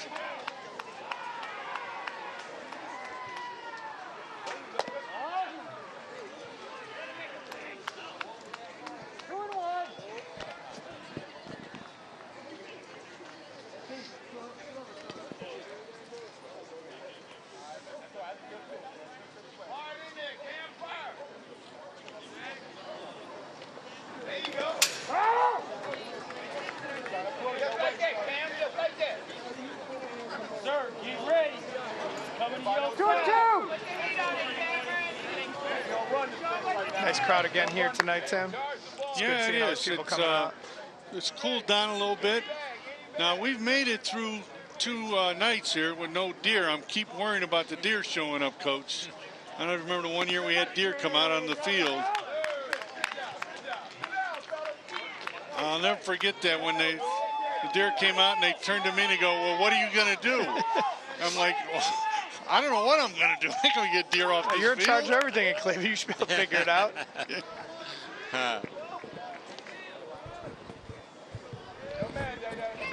So Robert Zabel was the hitter. He walked his last time up. 2 down. Right there. Get ready. Get ready. Right to the second base. Nice Nice ball. line drive out. You got to give McCulley credit. He stuck with it. It wasn't easy, but he got himself out of there. Yeah. Well, Dave, we want to, first of all, thank you for coming by. We appreciate the work that you do, you know, and I know sometimes when you come back into the inner city, you kind of get a little smile and say, I'd like to do more. Right. But I can also tell you this, I've heard so many good things that are going on in Rocky River. I think it's just a job well done. Well, thank you so much. Yeah, I've been very fortunate. You know, a lot of times when you get out of the game, a lot of guys not sure what direction they take. So I've been blessed, coming up on 30 years now, so I'm very fortunate. So thanks again for having me. Okay, thank you. All right. Dave Ford coming by and talking about the Mike Humiston. And again, folks, we'll be right back after this timeout. Mayor Frank Jackson and the City of Cleveland are committed to keeping your neighborhood clean and green through the use of the city-issued trash and recycling carts. It's safe, convenient, and mandatory. For more information, contact the Cleveland Division of Waste Collection at 216-664-3717.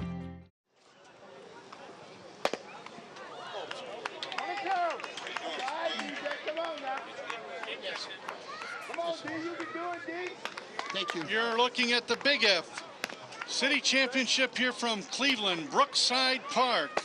The Gunning Gators and the Duggan Tigers.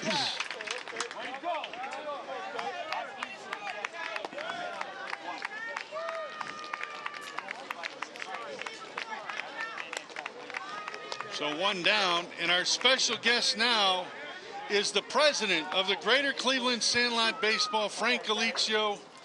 And Frank, what a special day for your organization and what you did here today.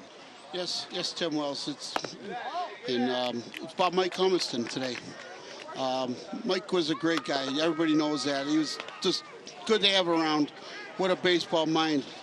And all the stories and everything he's done for us. I know the last people who talked very highly of Mike, and they're 100% right. Mike Humiston showed a lot of even some of these children right here how to swing a bat, how to react when you're playing, things like that. He would talk to them where other people wouldn't, and I know he's been interviewed a few times, the last few years here and stuff, but it's a sad loss for this organization. He helped start the Greater Cleveland Sandlot Baseball, and the story is that we were at Dee's restaurant, which is closed now, and Mr. Tim Wells came in. He says, "What am I going to do? I need uniforms." So me and Mike approached Tim Wells and said, "I could do a fundraiser for you at the church. I can get the guys to help us." Well, it turns out 8 months later, we're Greater Cleveland Sandlot Baseball. We're a nonprofit, and we have a lot of good things that have been done since 2012. So, and one of the things in the future which we're trying, which Mike Humiston we would come down here some days and just sit here and just talk, and what do you think, Mike? Do you think it would be good to put dugouts down here? And he said, well, let's start working on it. Well, my cousin is a draftsman. He graduated from Kent State, and he actually drew up plans, and I brought him tonight. And if anybody out there wants to donate toward Greater Cleveland Sandlot Baseball, and we already have the builders to do it. We have the electricians, the carpenter, the bricklayers, and the cement people to put it together. If we could donate the block and materials, we might be able to do something here. I'm gonna say my phone number right now. It's Frank Galizio, 216-526-4123 if you're interested. That's 216-526-4123 if you're interested in donating toward that. And like I said, we're a nonprofit, and if you donate toward that, you could use it for your taxes. Enough to talk about that. We have Lincoln West coach here, Tom Castleberry. What a great job he's been doing through the years. That's a high school I went to, along with Dave. I went to school with Dave Ford that was interviewed earlier, and he was a heck of a pitcher. Mike always told me there's a sound that you look for if the ball's going 90 or faster. I heard that sound as a junior in high school. The only other time I heard it was watching it.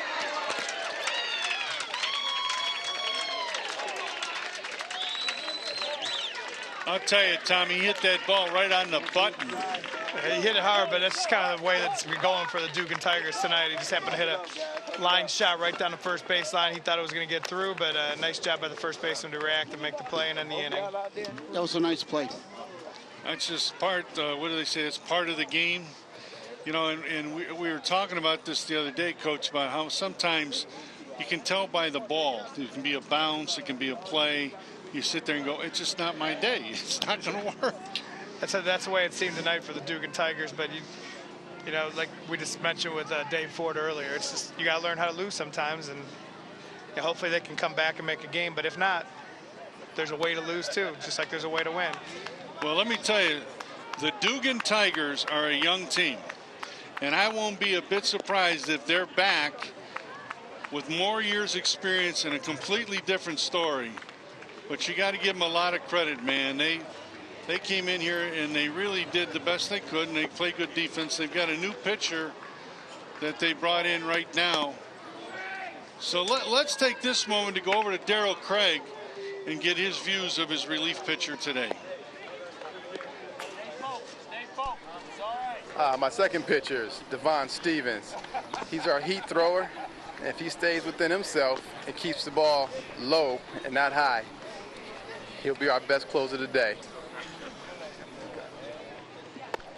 You know, Frank, when we go back and we talk about Greater Cleveland Sandlot baseball, I guess that first year, you know, we were in trouble with pants. And I think our viewers need to know that through your fundraising efforts, I believe we put 650 some kids in new baseball pants that year to play. And we did it in a period of, what, a couple months? In a couple months, that's when it was done. Yeah. We had the fundraiser sometime in April, right around Easter. And we got our license in June. That's how quickly we got our license to, you know, for nonprofit. And the money we made paid for the license, and it paid for all those pants. We just did tremendous. We had other people who donated, and Dave Ford was one of them. I reached out to him, and he donated a check toward us and stuff, you know, without even coming to the raffle. But I know Tim Wells and some of the coaches were real happy. We really suited up a lot of these players and stuff.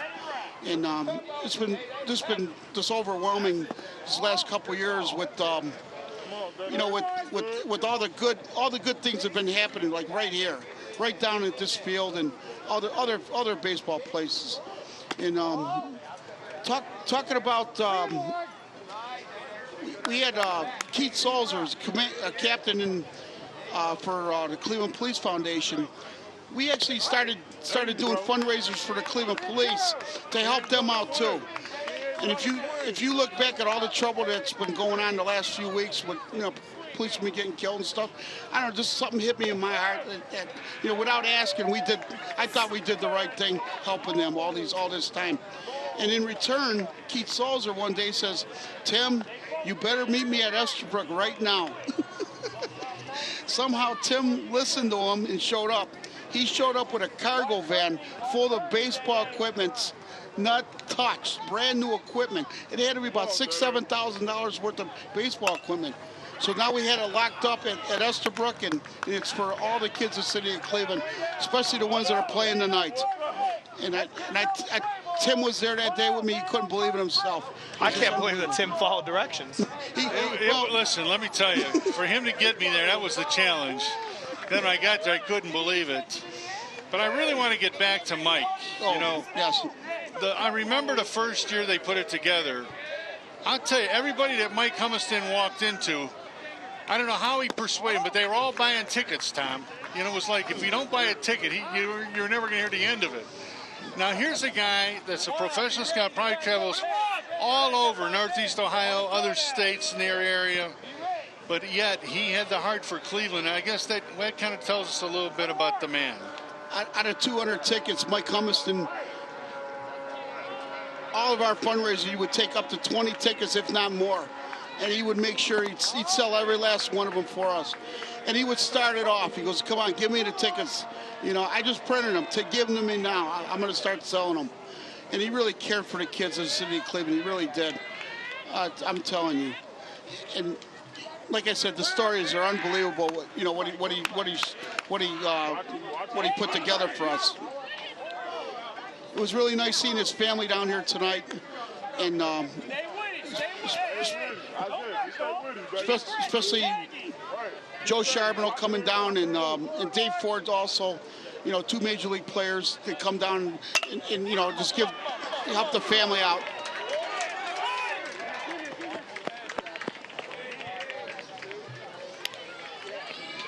This is turning out to be a pretty good game. What a beautiful night, too, huh, Tim?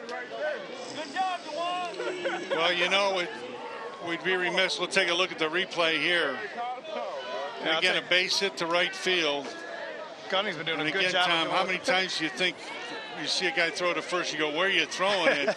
But again, the more they play, they'll understand the game. And I'm sure they had some games earlier this year where that worked, so. It probably was true. Well, Tim, well, I was the one that got thrown out. I don't want to talk about that. But I do want to say to you folks at home, in case you've just joined us, we are watching the Big F City Championship. These are kids 13 and 14-year-olds. Gunning Park is in the orange. The Duggan Tigers are in the red. We're in the 4th inning, but we really have kind of took this day to say we're going to honor the great Mike Humiston. We're going to take a look one more time at the plaque that's been erected here at Brookside Park, right near the concession stand. And again, Mike Humiston was a big part of helping build the baseball that we've been trying to get going more and more every year. So let's take a look one more time at that plaque of Mike Humiston.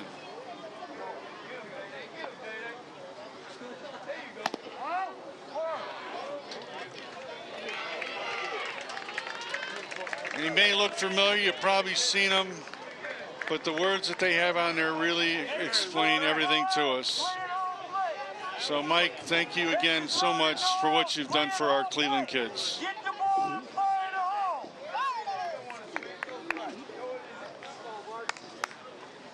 Double play, y'all. What a tribute to Mike Humiston, Tim Wells. You made this night for him and his family. It was a great night. We thank you so much. Greater Cleveland Sandlot Baseball and his family, thank you. Well, Frank, we appreciate the effort that you made helping make this all happen. I know it's doesn't feel the same. You know, I'm waiting for Mike to come in and sit down and Tom go, now behave yourself, you know. But I'm convinced that he'd be smiling on us right now. Yeah. He'd also be telling us to quit talking about him and start talking about the kids. He would. Yeah, that's right. You're absolutely correct. That's how correct. Mike was, exactly. Tom is right on that one. Boy, oh boy. Either that or he'd be stopping and taking his mic off to yell out to a kid that he saw and tell him what he's doing right or wrong. A couple scouts that were friends with him couldn't make it tonight. Nick Venuto from the Houston Astros and Santa, which was his boss for the Colorado Rockies, and he's the area scout who took all the advice from Mike.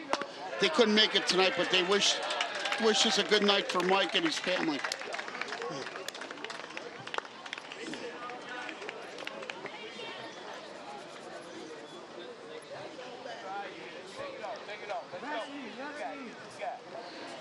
Stevens has come in. He's had some trouble throwing strikes and people hitting him, but I'll say is up until that last batter, he's had a lot better composure on the mound. He's just give me the ball back and I'll go back and throw it again. I like his attitude out there on the hill. Now he's starting to get a little bit frustrated, but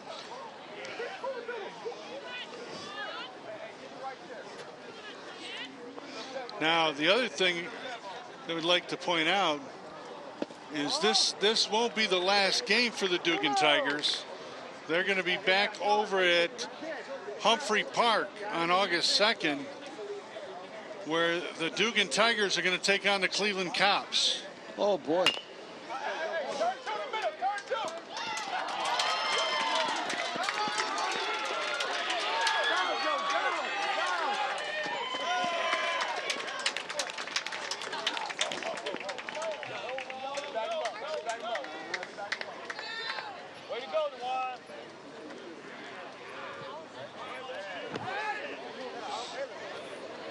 Can you look at it here? You talk about finding a hole. yeah, that was a tough one. And the shortstop, see, that's something they'll learn as they get older. He just kind of gave up assuming the second baseman was going to get it. And then once it squeaked by, he had kind of slowed himself down, and he wasn't able to get back there and get the ball.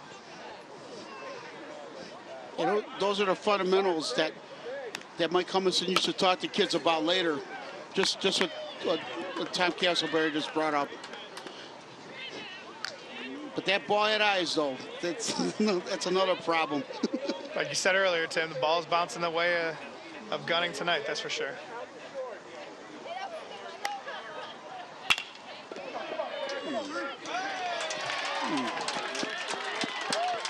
It's all starting to unravel.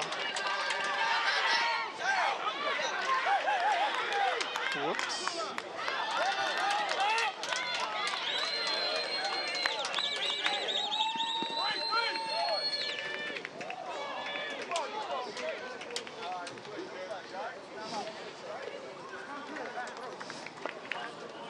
It's a nice relay there. Get him out of the plate, and they threw the ball around a little bit again.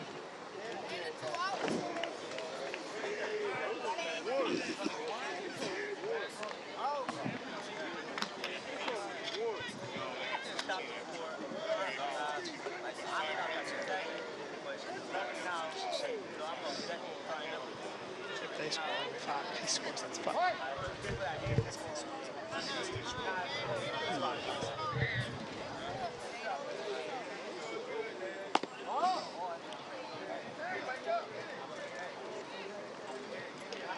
But Sam, I think just for you, the catcher was trying to pull off your favorite play. He was looking at his third baseman, trying to pick off the guy on third. Might be a Tim Wells special.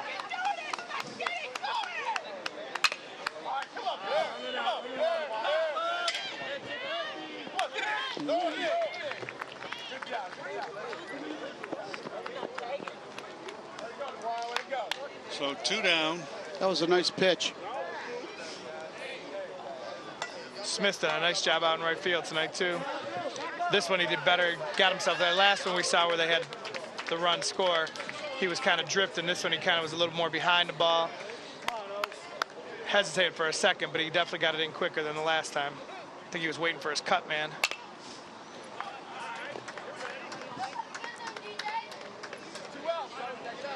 So Frank, let me ask this. If somebody wants to be a part of the Greater Cleveland Sandlot Baseball, whether it's a volunteer or helping when you have your annual fundraiser, how do they get a hold of you?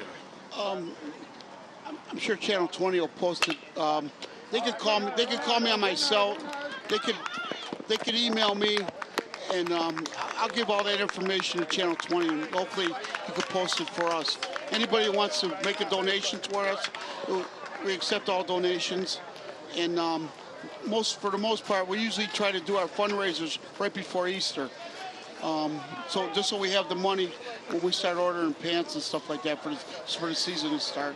So folks at home, if you're interested in being part of Greater Cleveland Sandlot Baseball and helping the kids in Cleveland, again, look at this email address right now on your screen, and you can email him, and he'll get back to you right away. Again, his name is Frank Galicio. He is the president of Greater Cleveland Sandlot Baseball.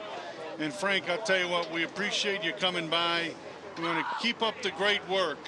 But I'm going to let you tell me one more time, when you think of Mike Humiston, is there one story that sticks out there and you say, I never stopped laughing after that one? Yes, there's a saying he had. He said, Frank, a broken clock is right twice a day. Remember that. Yeah, we love Mike, and I'm so happy for the dedication to Mike tonight. And I appreciate Tim Wells and Tom Castleberry for inviting me to speak here for Greater Cleveland Sandlot Baseball.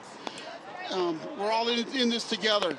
Let's keep this going for the city of Cleveland, and let's keep the youth of the city of Cleveland into sports, and it'll help everybody out in the long run, because that's where we came from. Okay. And I appreciate everything. Thank you for your time. Thank you so much. Our guest, Frank Galicio, the president of the Greater Cleveland Sandlot Baseball. As we go to the top of the 5th inning. Now, remember the run spread here is 15. Come on, man, we got to get on. Let's go, let's go. So Duggan needs to put some runs on the board, and when they go out, they need to prevent those 4 runs. Yeah, it's a do-or-die situation right here.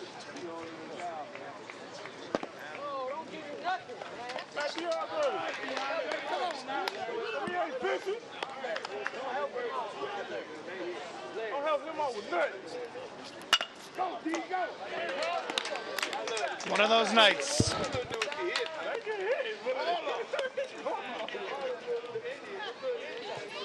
They've hit the ball hard several times tonight, and he did a good job right here. Got the barrel on the ball. Just happened to hit it right at camera.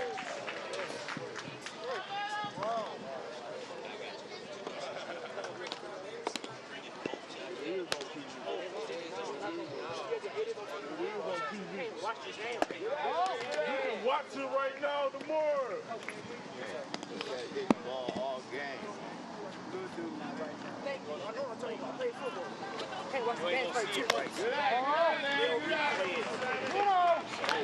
And then they'll be playing like 6, 7, 8 times.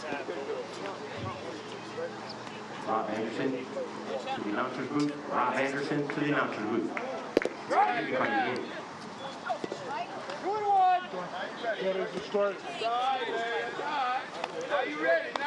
This is one of those younger kids, you can tell.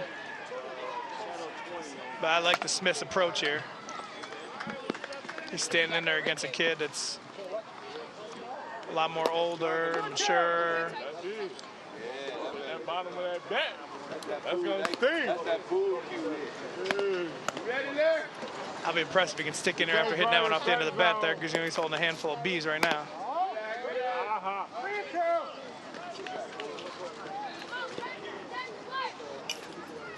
This guy's impressed me, man. This little guy, he's up there swinging. He's not backing out. Those bigger guys. I know when I pitched him, I saw those younger little kids up there, and I always wanted to intimidate. That kid was not being intimidated at all. He stood in there the whole time, took his fastball, no problem. Can't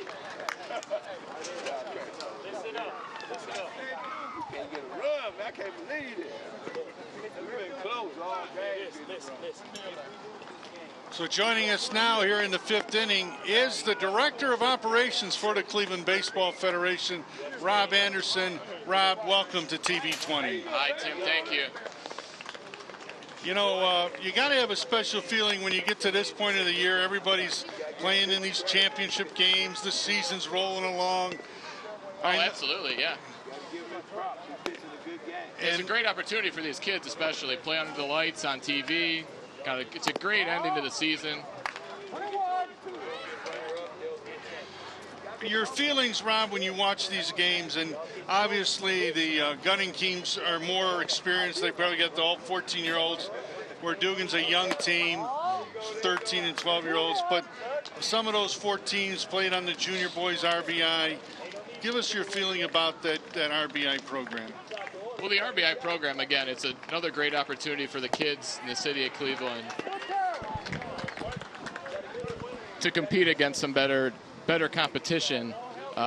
We compete against other cities around the region, Detroit, Cincinnati, Indianapolis. And like you said, we had a number of kids on this gunning team that played on that junior RBI team. Anthony Kemmer, the pitcher, is a great example of one of the kids on the team. And you can see the talent that we have, and they go and they represent our league very well every year. And there's a little history with the Kemmers. Yes, there is. Their older brother Robert played on the senior boys team 2 or 3 years ago, and that team went on to the World Series actually in Texas. 3 years ago. 3 years ago, yep. And he won a game for us in Texas. Yes, he did.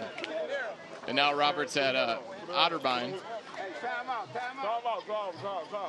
You know, last week we had a chance to talk to John Carter, the executive director, and we talked a little bit about the RBI.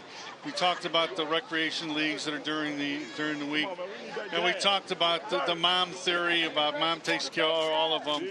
But realistically, you guys have been in a hot run. It's what, like 8 years in a row somebody's going to the World Series and you're going. Yeah, ever since me and John have been part of the organization, it's been 8 years now. We've had at least one team represent Cleveland in the World Series.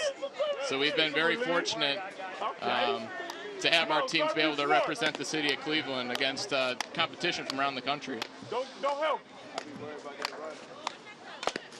Don't help them. And the thing is, next week, folks, right here on TV 20, we're going to see some of those RBI players that'll go to the World Series in our senior girls fast pitch, where the Gunning Park Gators will take on the Estherbrook Lady Eagles right here from Brookside Park.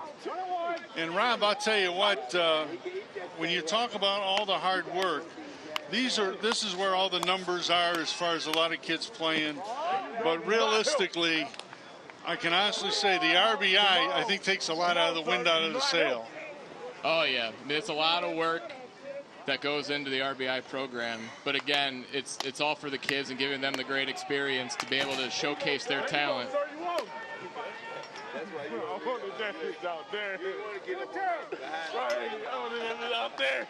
There's my man Eric. He's surviving. He's still there. And Rob, something that was done new this year was the training camps that you ran during the afternoons. Yes, like you said, it's something new we tried this year. It was a RBI. It was a CBF youth development camp we held over at League Park throughout the month of June. It was open to any kid that wanted to come up. It was completely free training. We had a number of college and high school coaches come out to work with the kids. So again, it's all about giving our kids great experiences. And again, all completely free of charge. They got to take that mic off that first base side because they're eating us up. Oh, there it is. There it is, Tim.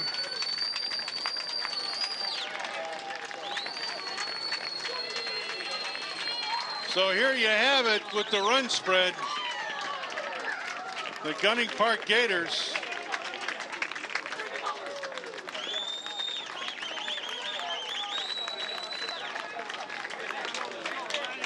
so they'll line it up. Well, folks, stay with us because when we come back, we will have our city champion and we will have the outstanding player in today's game. Thank you. Become a professional American Red Cross certified lifeguard today. You must be at least 15 years of age, be able to swim 500 yards nonstop, retrieve a 10-pound weight from the bottom of a pool, and pass a written test. Lifeguard training classes are signing up right now. For more information, call 664-3018. That's 664-3018.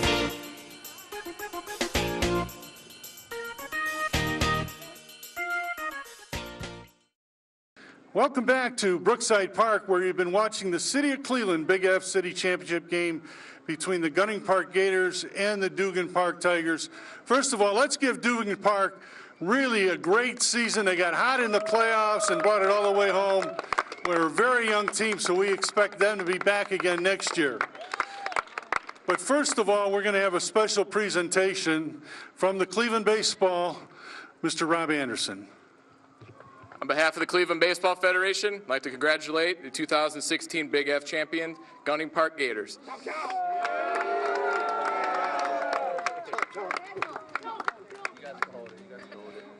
Coach, before we talk, I know this team has been very special all year, but I want to talk about your coaches for a minute. So, if Coach, you come up here, the other coach come over. I want you to introduce yourselves. First of all, your name? Brian Smith. Okay, make sure they get a good look at you over here. Todd Marazzi. Todd Marazzi.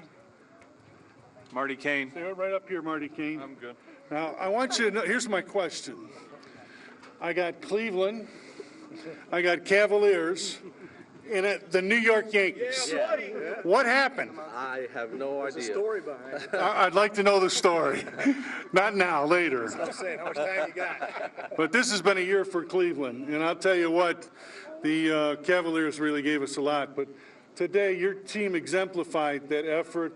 You can tell with the experience that they've had, the number of games, they really came out and probably played one of their best games today. Yeah, first and foremost, got to give credit to my Lord and Savior, who's giving me this platform to teach kids the game of baseball. We've been fortunate, 8 of these kids came last year, came runner-up. 9 of these kids also played a level up with the 15 and 16-year-olds. So I challenged them. They were able to put it together, and these guys started back in April with me, so their commitment and dedication paid off. We're going to bring in Frank Galicia, the president of the Greater Cleveland Sandlot Baseball, as we'll be selecting the outstanding player. Again, it'll be the Mike Humiston MVP award of the game. And Mr. Castleberry, would you please do us the honor? Yep, he did it all. He was 2 for 3 at the plate, finished the game with his 11th strikeout, Anthony Kemmer. Yeah!